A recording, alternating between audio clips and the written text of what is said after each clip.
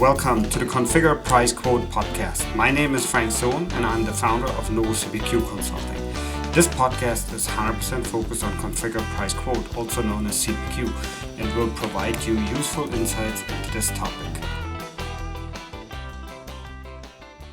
My guest today is Mahesh Baxi. Mahesh is a co-founder and CEO of Provus, a company that's offering services quoting solution for any company that's offering professional services. He is a successful serial entrepreneur with 30 plus years of experience, and he gained CPQ experience through his positions at Aptus, now Conga, Vendavo, and Nextens. Mahesh is also a published author and a frequent speaker, and he lives with his family in the Bay Area. Very excited to have him. Welcome, Mahesh, to the CPQ podcast. Thank you so much, Frank. Super excited to be on your show. Very excited to have you, Mahesh. Maybe before we talk about Provus, tell me a little bit more about what you did before you founded Provus. I think that was last year. That is correct. We founded Provus in 2021. I have close to 30 years of industry experience, Frank, and I've always been in customer success and professional services leader for the number of years. I was also managing director for a company called ThoughtWorks, which is very well known in the agile delivery space. I was managing their India operations, being part of the global leadership team for 5 years. Also, I've been an entrepreneur, did my entrepreneurial stint in HR tech domain with a successful exit between 2012 and 2015.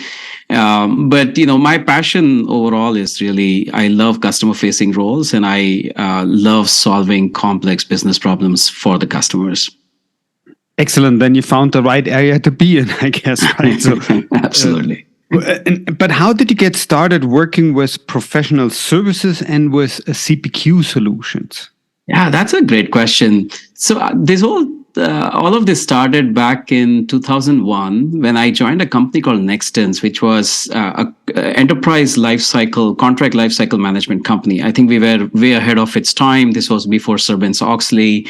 And so the CLM wasn't as known and as famous or as needed as it is today, right? So, but nonetheless, it was a great journey. And so I joined Nextens in the professional services division, and that is how my professional services journey started. Before that, I was a developer myself. I did a lot of programming in different programming languages early part of my career, but my whole journey with the professional services really started with Nextens. And so I grew with Nextens. I worked with Nextens for close to 5 years, and after that, I joined a company called Vendavo, which was a pricing optimization company. And from Vendavo, I actually, I was the first employee of Aptus back in 2007. And, I did a lot of things with Aptus, but I also led their customer success and professional services, stayed with them through Thoma Bravo acquisition. But my entire journey has been, very closely tied to the overall quote to cash domain. CPQ obviously is part of it. When we ask about CPQ, for me, about 10 years ago, CPQ could have been a standalone by itself. But now, when you think of CPQ, for me, it's a quote to cash because, you can't really do much with CPQ alone. You have to have the contracting has to be brought in. You have to bring integrations with the fulfillment systems, billing, invoicing, all of that. So for me, it's kind of quote to cash, and that's what I'm super passionate about. And I've had many years of experience in that domain. Absolutely, a ton of experience. Now, what do you personally consider the most exciting part of being in the services CPQ space at this time, if that's the right term?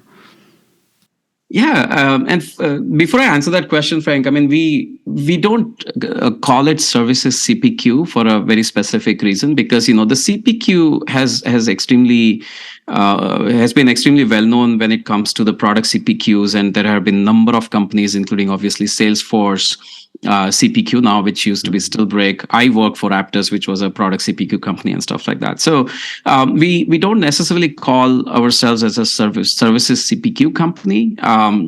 We think of that as more of estimate, price, and quote, right? It's more of an EPQ, because in the product world, there is the C part, which is the configuring your product. In the services world, it's more of an estimate and scope and people cannot be related, to product, right? And the motions are similar, but we call ourselves a services quoting software company, right? But the reason why services quoting is really relevant right now, and why we started the company, why our excitement just grows every day, is really, if you think of it, there are a lot of tailwinds in terms of the success of the product CPQ, which has given the confidence and belief to the companies that, hey, if the product CPQ can be automated, that process can be automated, then services quoting process can also be automated, because there are a lot of commonalities in the overall motion, and there is a need for both of them to be done together. However, the way you do product quoting versus services quoting is significantly different, right? So that's number one. Number two is, if you think of where the services economy is today, I think it has gone mainstream. 12 years ago, there were a lot of talks in terms of, all of these services companies will shrink, and on back of SaaS products, we may not need services companies and all that stuff. But the result is that there are so many services companies today, and all of the services companies are thriving. The professional services arm of product or software companies are also thriving, and there is a need to make sure that you provide those services for your product to be adopted correctly, because the adoption has a direct link to your renewals and expansion and so on and so forth. Right. So we believe that the services economy has gone mainstream, but on back of that, the services offering that each company has to do has only become more and more complex, right? And because they have become complex, these companies have to be really agile and nimble and constantly evolve how they do the scoping and estimate and scope and all of that stuff, right? So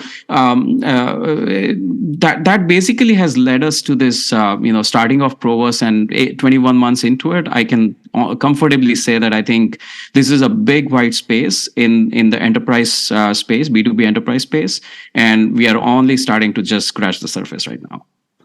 Excellent. We talk about that more in a minute, but before we go there, I want to ask you a question that I ask every guest on the CPQ podcast, and that is, what do you do when you don't work, Mahesh? That's a good question. I would say I do three things, and my friends and relatives and whoever obviously knows me knows about those three things. But the number one thing is, when I'm not working, I spend most of my time in the kitchen, because cooking is my hobby. Arguably, I'm a chef who loves to cook and feed people and entertain people, right? So that's number one.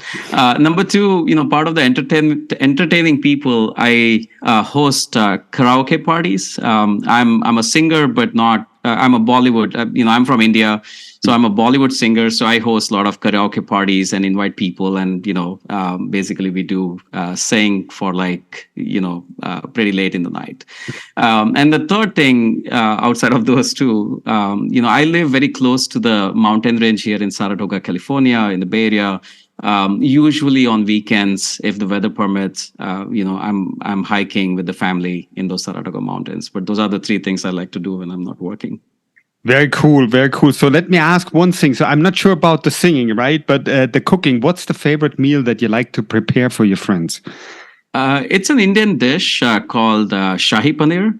And that's something that I've cooked probably more than 200 times now. But my son absolutely loves it. And, any guest who have had Shahi Paneer that I've cooked, I think they would say that they absolutely love it.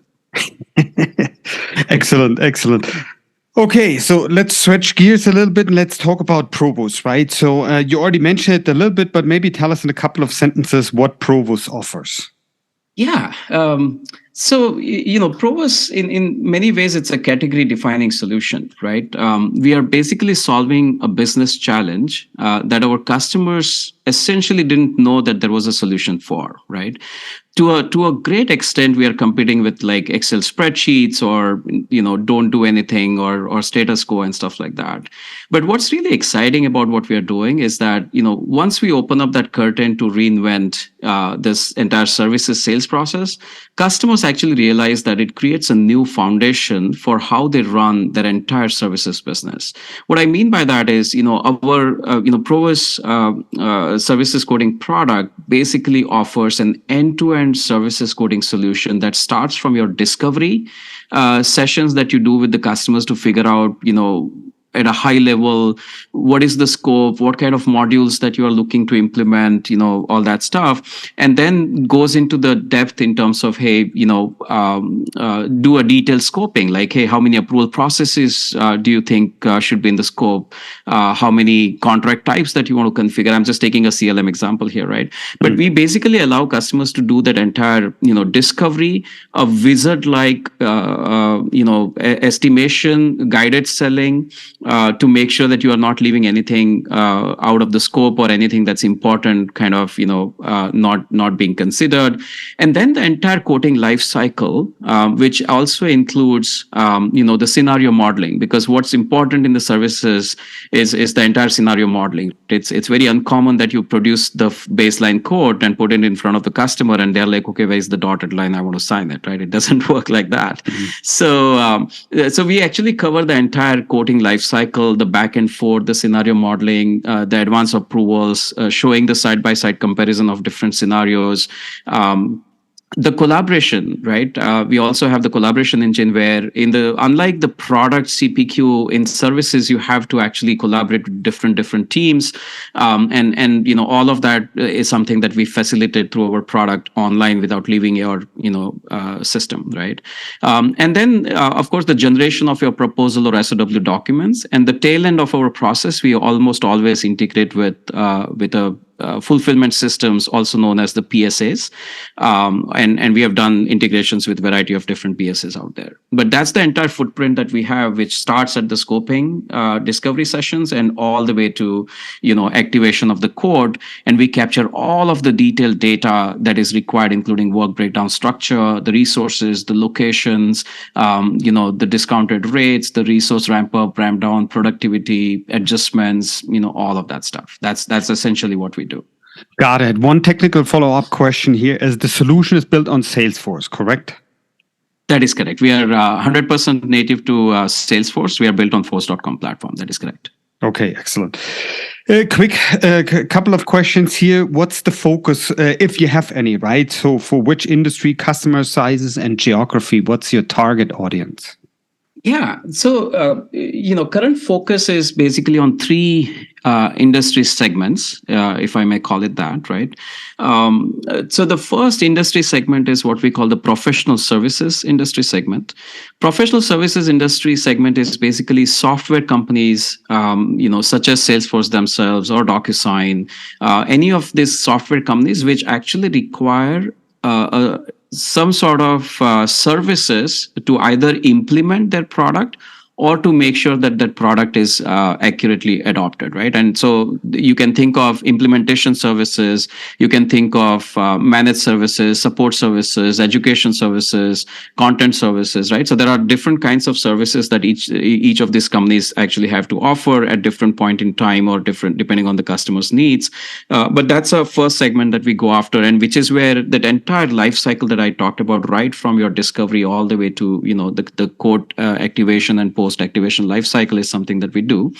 The second industry segment is consulting services, both in high tech as well as non-high tech companies. The consulting services on the top end, you can think of Accentures and KPMGs of the world, but there are thousands and thousands of mid-tier to enterprise companies where they go through obviously a lot of negotiations in terms of how they put their services quoting together, because they are doing staff augmentation services, they are doing transformation services, they are doing engineering outsource services, and of course they are being partners to companies like DocuSign and Salesforce, where they actually have to go through the entire scoping, estimation, and quoting and all that stuff as well, right? So we actually cater to that industry segment really well. There are a lot of nuances and complexities compared to professional professional services that consulting services have, and we actually cater to all of that through our product. The third one, which is extremely important and exciting for us, and which is where domain knowledge from all of us, including the three co-founders that we have at Provus, comes in, is what we call the asset-based services. Now, the asset-based services is similar to, or asset-based services is companies which are selling hardware. You can think of like VMware's and Palo Alto Networks and Juniper Networks of the world, where they're selling hardware. That hardware actually gets tracked as an asset for many years to come. But those assets, based on how those assets are configured, you could be eligible for selling different kinds of services. And those services, the pricing actually may depend on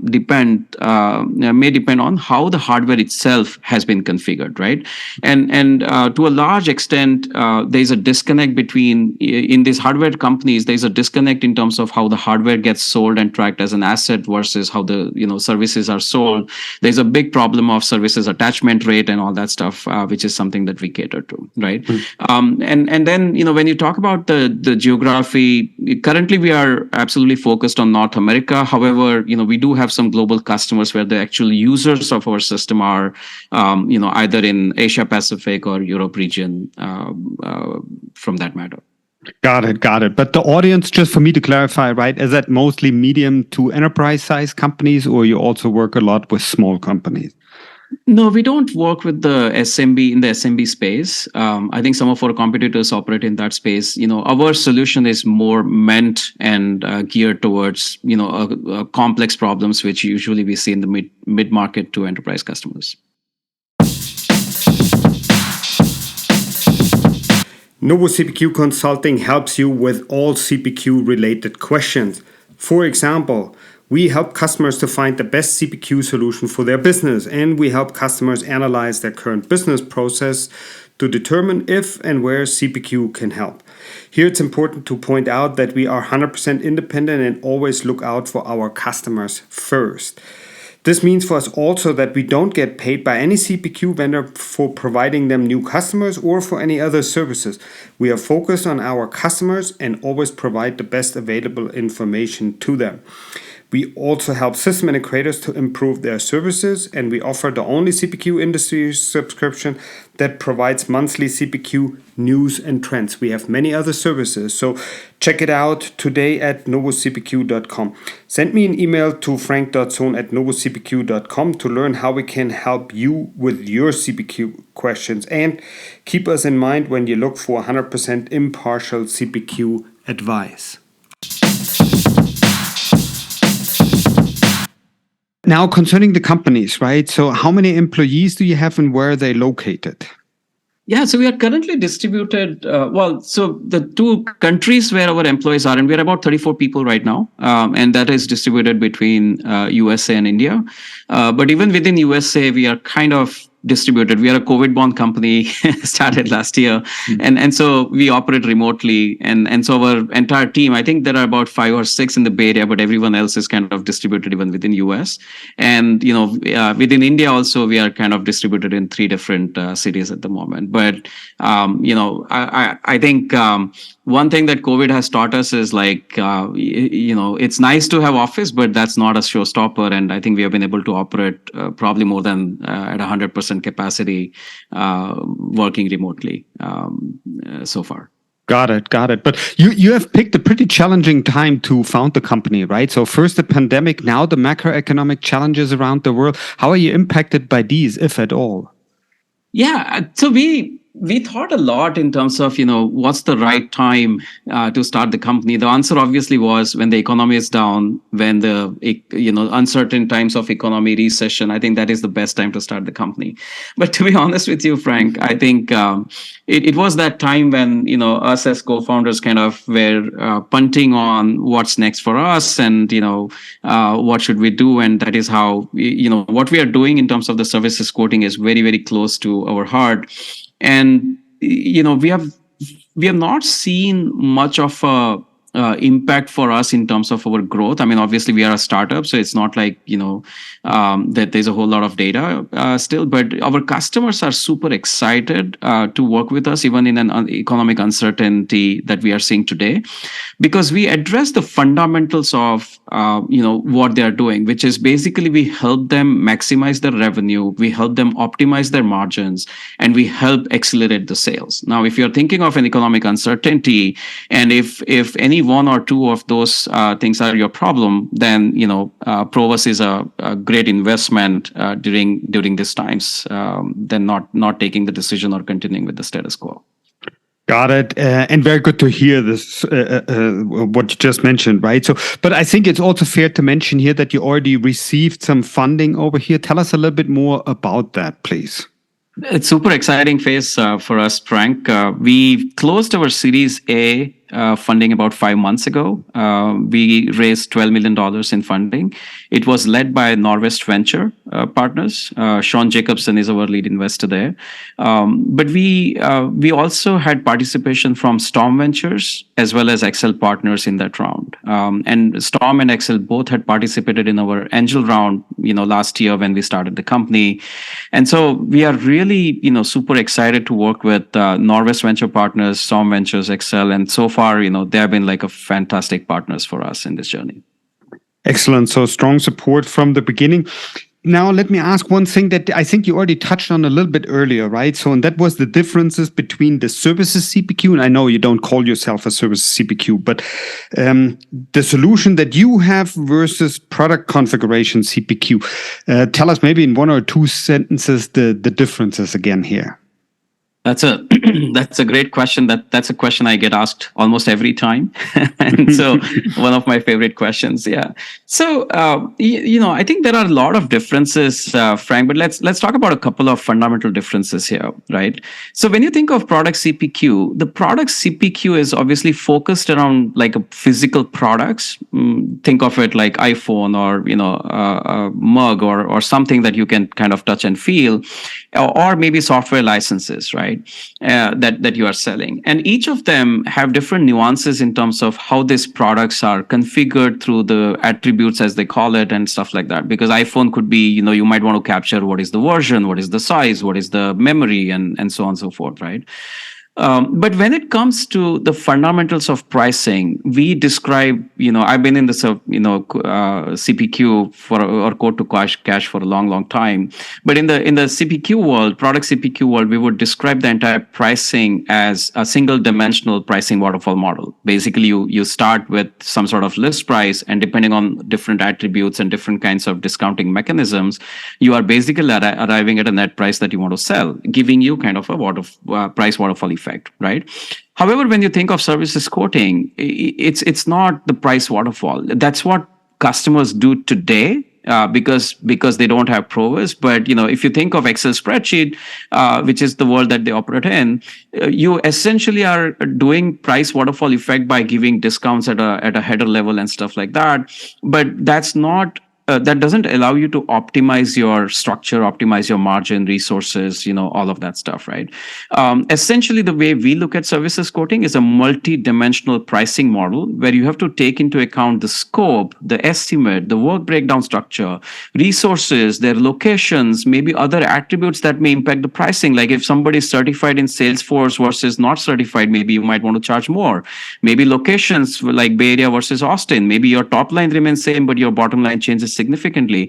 And then you put all of that onto one dimension. The other dimensions are like based on the scope, what is the resource ramp up, ramp down plan going to look like? What is your Gantt chart? What are the dependencies, right? So there are a lot of those. Almost think like a Excel spreadsheet of a multidimensional Excel spreadsheet. And now you have to actually optimize your top line or maximize your top line and optimize your margins, right?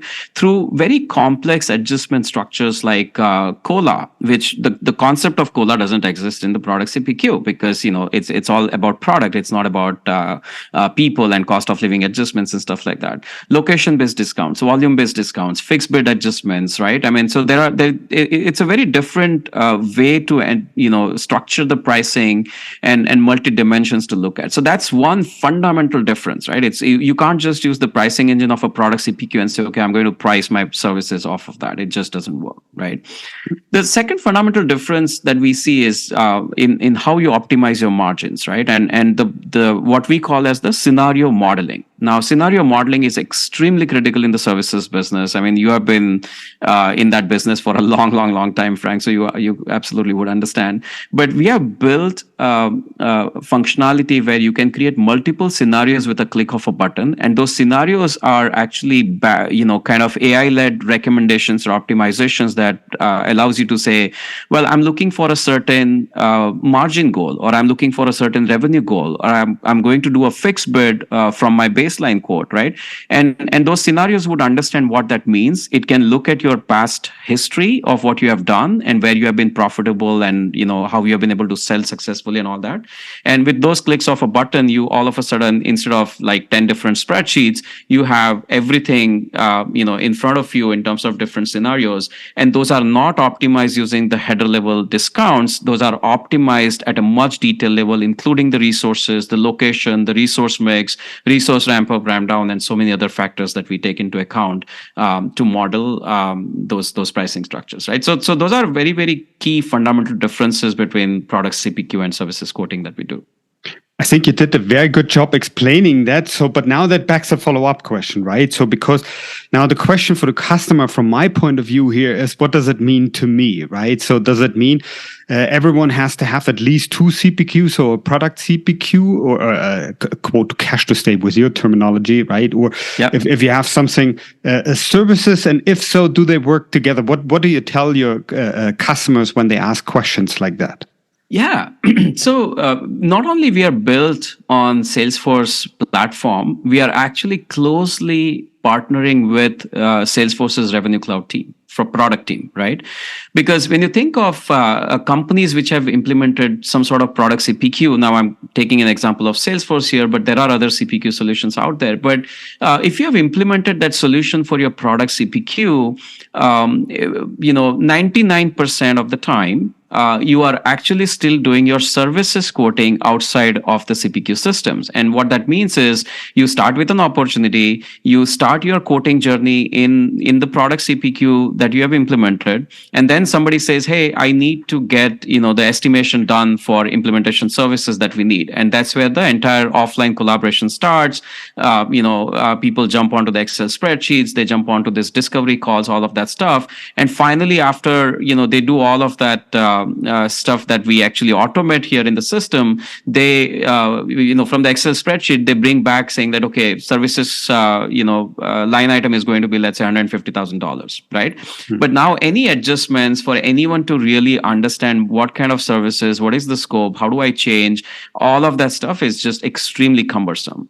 So not only that we are built on force.com, Frank, we are actually seamlessly integrated with Salesforce's Revenue Cloud solution. What that means is you could be doing your product CPQ journey or product quote in the Salesforce CPQ, and now if you're using Provus, you can add line items which are based on the services that we would recommend in terms of what you are selling. For example, if you are selling a CPQ solution, we would show that, hey, for that CPQ, here is an implementation service that you should sell. Maybe here is a data pruning service that you should sell. Maybe migration service that you should sell, right? All of that stuff.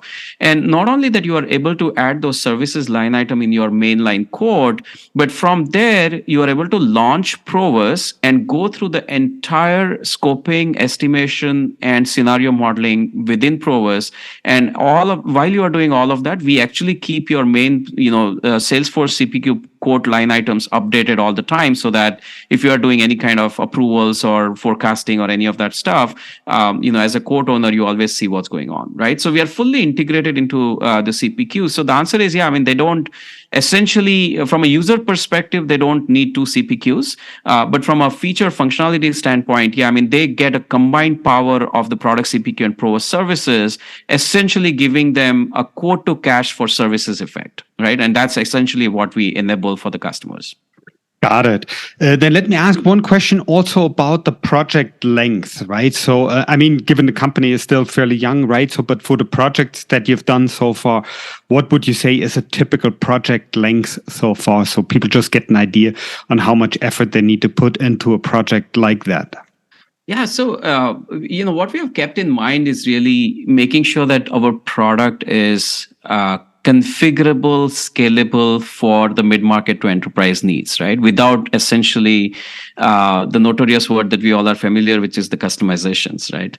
And so more customizations you do, upgrade becomes difficult, the maintenance becomes difficult, and stuff like that. So we have definitely kept that in mind, and a large part of our implementation involves a lot of data-driven configuration, as we call it, right? That includes setting up the rate cards, setting up the estimate templates, setting up the quote templates, setting up output documents, right? All of that stuff.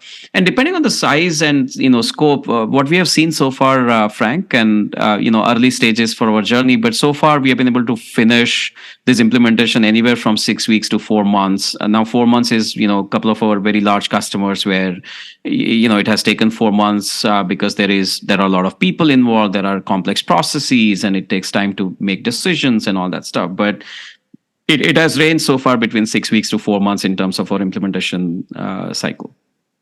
Mahesh, super exciting. Unfortunately, we're coming to the end of this episode. Hence, my last question is, what's a good way for interested listeners to contact you or your team if they have any follow-up questions?